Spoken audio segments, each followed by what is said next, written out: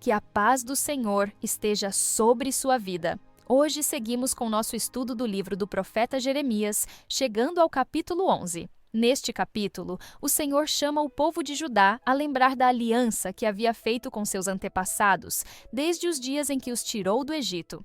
Jeremias é instruído a proclamar as palavras dessa aliança e a advertir que a obediência a Deus é o caminho da vida, enquanto a desobediência traz consequências sérias. Aqui, o profeta confronta a infidelidade de um povo que ouviu os mandamentos, mas escolheu ignorá-los, quebrando repetidamente o pacto com o Senhor.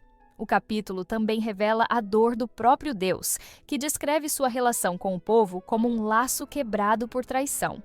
Apesar de toda paciência, promessas e cuidado, o povo preferiu os ídolos e os caminhos das nações. Por causa disso, a aliança foi violada e os juízos anunciados por Jeremias começam a se cumprir com maior intensidade. A oposição contra o profeta também se intensifica, especialmente em sua própria terra natal, Anatote, onde ele passa a ser ameaçado de morte. Isso mostra que o chamado profético, muitas vezes, envolve sofrimento, solidão e rejeição, até mesmo por parte daqueles mais próximos. Jeremias 11 nos confronta com verdades profundas, a fidelidade de Deus, a seriedade da aliança e o custo da obediência. Mas também nos lembra que o Senhor não se esquece de seus servos fiéis e que, mesmo em meio à apostasia, Ele continua a chamar o seu povo ao arrependimento. Que neste estudo, o Espírito Santo fale ao nosso coração para que também examinemos nossa fidelidade ao Senhor da aliança e renovemos o nosso compromisso com Ele. Agora, convido você a acompanhar comigo a leitura do capítulo 11 do livro do profeta Jeremias. A palavra que veio a Jeremias da parte do Senhor dizendo: Ouvi as palavras desta aliança e falai aos homens de Judá e aos habitantes de Jerusalém. Dize-lhes, pois, assim diz o Senhor Deus de Israel: Maldito o homem que não escutar as palavras desta aliança, que ordenei a vossos pais no dia em que os tirei da terra do Egito, da fornalha de ferro, dizendo: Dai ouvidos à minha voz, e fazei conforme a tudo quanto vos mando. E vós sereis o meu povo, e eu serei o vosso Deus. Para que confirme o juramento que fiz a vossos pais, de dar-lhes uma terra que manasse leite e mel, como se vê neste dia. Então eu respondi e disse: Amém, ó Senhor.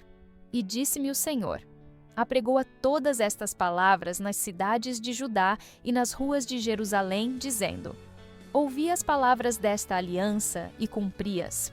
Porque deveras adverti a vossos pais, no dia em que os tirei da terra do Egito, até ao dia de hoje, madrugando e protestando e dizendo: Dai ouvidos à minha voz.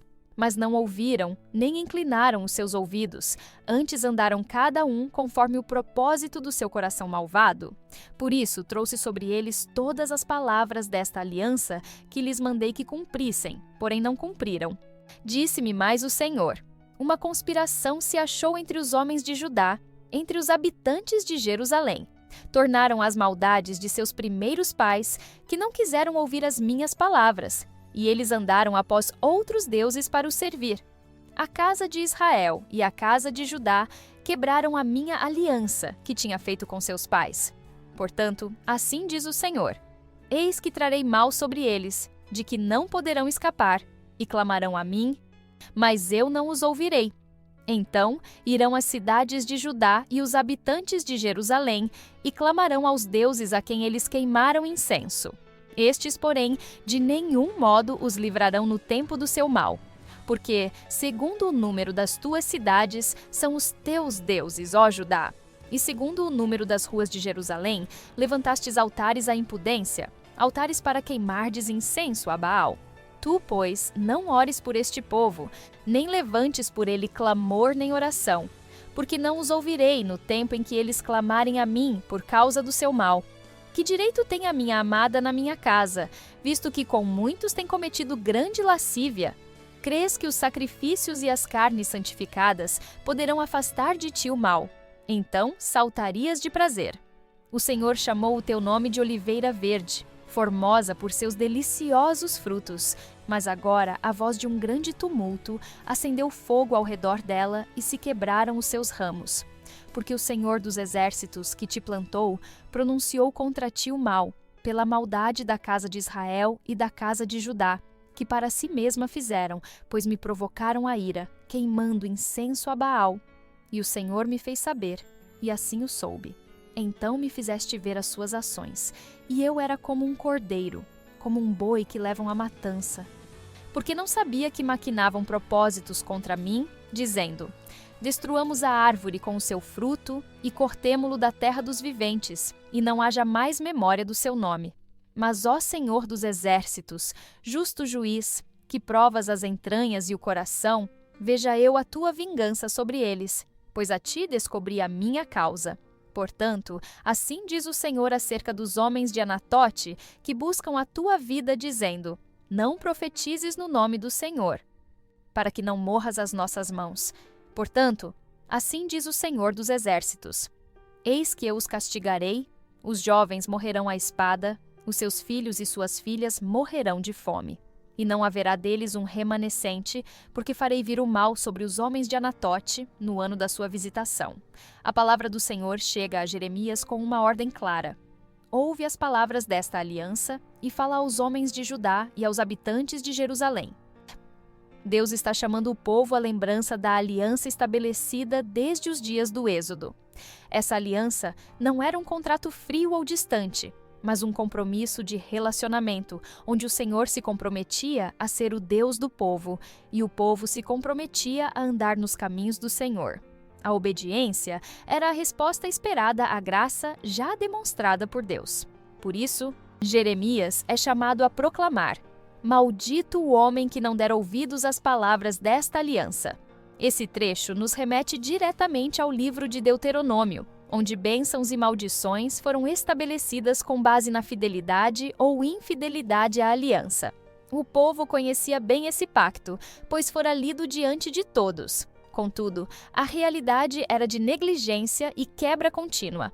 Deus diz: porque adverti solenemente a vossos pais, no dia em que os tirei da terra do Egito, dizendo: ouvi a minha voz. O chamado divino sempre foi o mesmo: escutem, obedeçam, vivam. Mas em vez disso, os corações se endureceram, as tradições de idolatria se perpetuaram e a aliança foi deixada de lado. O Senhor então afirma: mas não ouviram nem inclinaram os seus ouvidos, mas andaram cada um após a imaginação do seu coração maligno. Aqui está a raiz do problema espiritual de Judá: uma vida guiada pelo próprio coração, não pela palavra. Essa expressão, imaginação do coração maligno, é recorrente em Jeremias e revela o autoengano. O povo achava que estava no controle, mas seguia uma direção contrária à vontade de Deus. A aliança, que deveria moldar suas decisões e atitudes, tornou-se uma formalidade esquecida. E Deus, que é fiel à sua palavra, agora anuncia que fará cumprir as maldições previstas no pacto. Ele declara: tornei a trazer sobre eles todas as palavras desta aliança, a qual lhes ordenei que cumprissem, mas não a cumpriram. O juízo que se aproxima não é injusto nem repentino, é o resultado da constante rejeição. A fidelidade de Deus é dupla. Ele cumpre suas promessas de bênçãos, mas também permanece fiel quando aplica correção. A palavra não volta vazia, nem tampouco caduca. A aliança quebrada exige resposta. E Jeremias, como voz do Senhor, proclama não apenas o aviso, mas o lamento, pois o Deus que julga é também o Deus que ama, que advertiu inúmeras vezes antes de agir.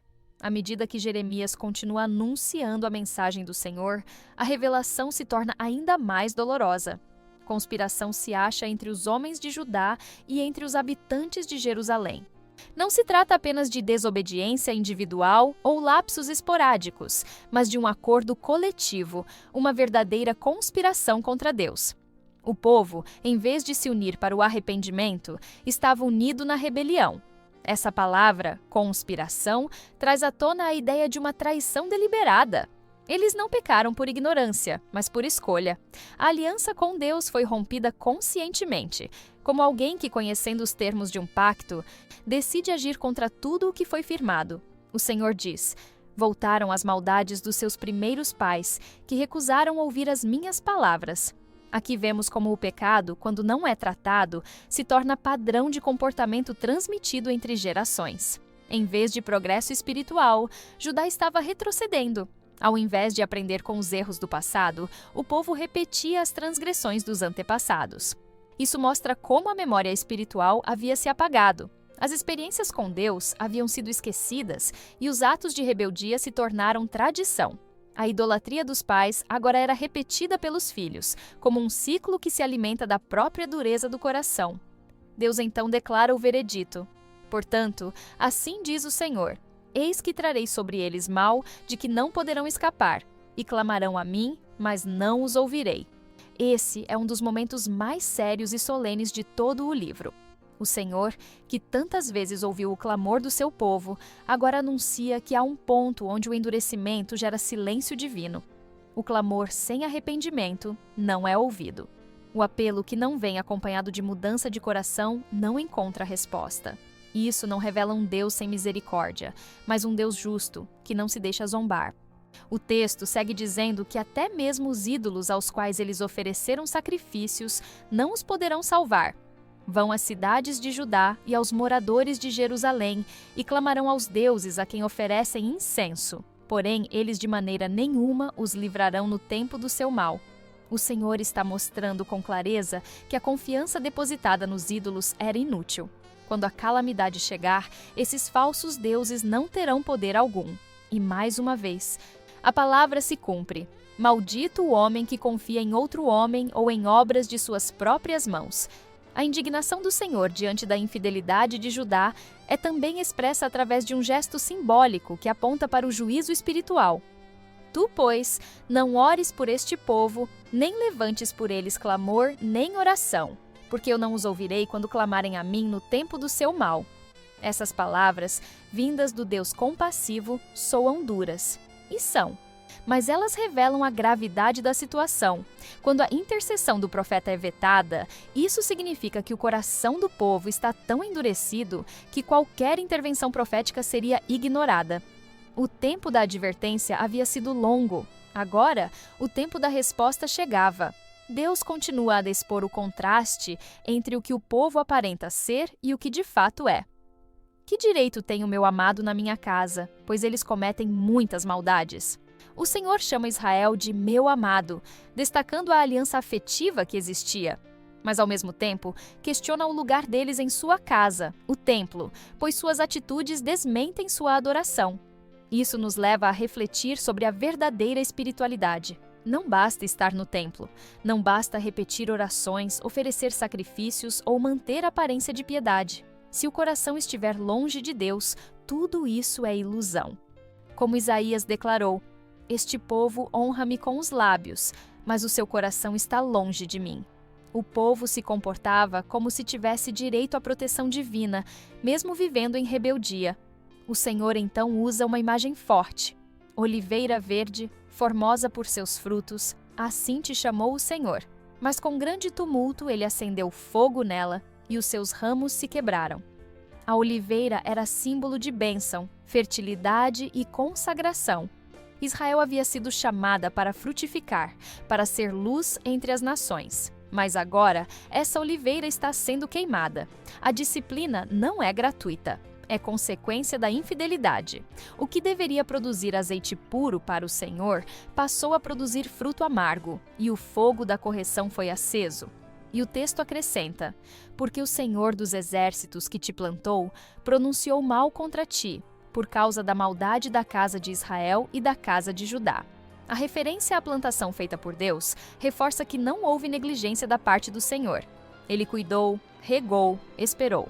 Mas o fruto colhido foi desobediência, idolatria e dureza de coração. O juízo não vem por falta de amor, mas por amor à verdade. Deus permanece fiel à sua santidade, mesmo quando precisa corrigir aqueles a quem ama. Em meio a esse cenário de juízo e dor, o profeta passa a relatar uma ameaça pessoal. Porque o Senhor me fez saber, e então o soube. Tu me fizeste ver as ações deles. Jeremias agora revela que Deus lhe mostrou uma conspiração tramada contra a sua vida. Aqueles que deveriam ouvir e se arrepender decidiram calar o profeta. A palavra incomodava, e a reação foi a mesma que tantas vezes se repetiu na história dos servos de Deus: perseguir quem fala a verdade. Jeremias, assim como os profetas anteriores e também como Cristo, experimenta a rejeição dos seus, inclusive por aqueles da sua própria terra. O texto segue com uma metáfora impactante. Eu era como um cordeiro manso que é levado ao matadouro e não sabia que tramavam contra mim. Jeremias se compara a um cordeiro inocente, sem defesa, sendo conduzido ao sacrifício. Essa imagem profética aponta claramente para o sofrimento do servo do Senhor em Isaías 53. Como o cordeiro foi levado ao matadouro e como ovelha muda perante os seus tosqueadores. A dor do profeta não é apenas física ou emocional, mas espiritual. Ele representa a voz da verdade sendo silenciada pela resistência de um povo que prefere a mentira confortável à verdade transformadora. A conspiração não era abstrata. Os homens de Anatote, sua cidade natal, disseram: não profetizes em nome do Senhor, para que não morras às nossas mãos. Aqueles que o viram crescer, que conheciam sua família, agora desejavam sua morte. O Evangelho de João registra algo semelhante quando Jesus afirma: ninguém é profeta em sua própria terra. Jeremias não era apenas rejeitado, ele era odiado. Sua vida estava em risco não por causa de crimes ou injustiças, mas por ser fiel ao chamado de Deus. E essa fidelidade é o que mais incomoda os corações endurecidos. Mas o profeta não se desespera. Ele confia sua causa ao Senhor. Ó Senhor dos exércitos, que julgas justamente, que provas o coração e os rins, veja eu a tua vingança sobre eles. Jeremias entrega sua dor, sua justiça e sua vida nas mãos de Deus. Ele não busca vingança pessoal, mas pede que o justo juiz haja com equidade. Esse é o modelo do servo fiel. Não se vingar com as próprias mãos, mas confiar plenamente na justiça do Senhor.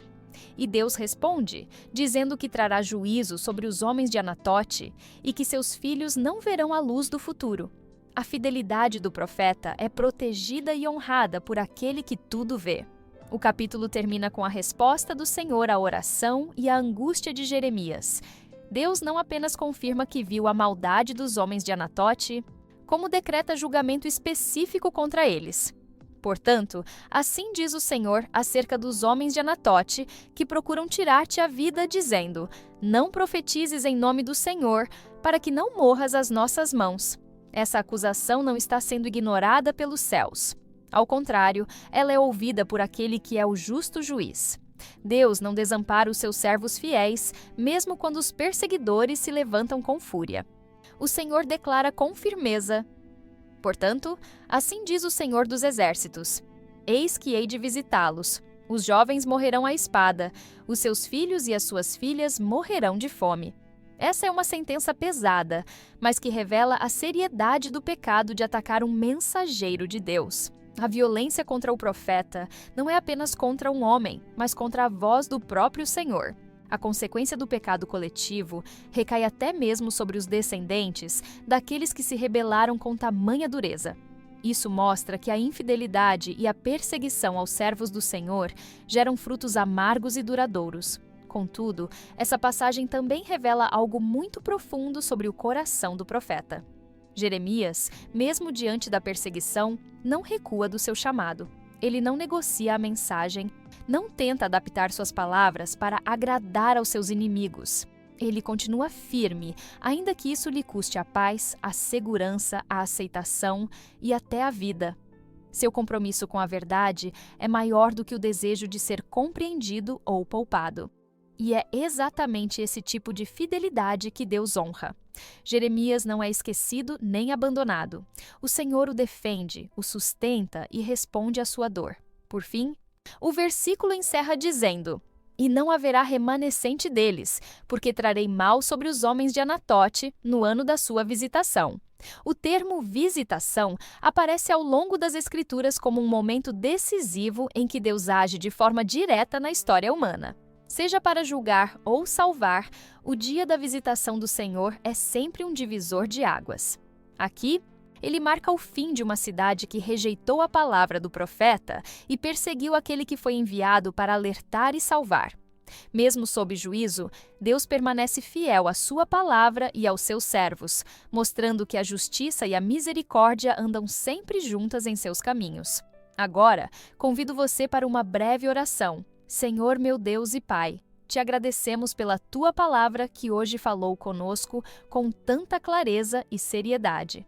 Reconhecemos que muitas vezes também somos lentos em ouvir e rápidos em nos afastar dos teus caminhos. Perdoa-nos por toda forma de infidelidade, por resistirmos à tua voz, por endurecermos o coração diante das tuas advertências. Que sejamos um povo que guarda a aliança, que ama a tua palavra e que não teme proclamar a verdade, mesmo diante da oposição. Dá-nos ousadia, discernimento e fidelidade, como deste ao profeta Jeremias. Que o nosso compromisso contigo seja maior do que qualquer desejo de aceitação humana. Em nome de Jesus Cristo, nosso Senhor e Salvador, oramos e agradecemos. Amém. Agradecemos pela sua presença aqui neste canal de estudo, onde vimos o capítulo 11 de Jeremias. Prepare-se para nosso próximo estudo, que será o capítulo 12. Se esta mensagem tocou o seu coração, compartilhe-a com aqueles que precisam ouvir sobre o amor, a justiça e a soberania de Deus. Cada compartilhamento é uma semente lançada em solo fértil e o Senhor, em sua infinita graça, abençoa aqueles que dedicam suas vidas a espalhar a verdade de sua palavra. Junte-se a nós nesta missão de alcançar mais vidas com a mensagem do Evangelho. Compartilhe este estudo com amigos, familiares e em suas redes sociais, permitindo que mais pessoas conheçam a fidelidade do Senhor e encontrem segurança em sua presença. Que o Senhor abençoe sua vida abundantemente, renove suas forças e o guie em cada passo do caminho. Amém.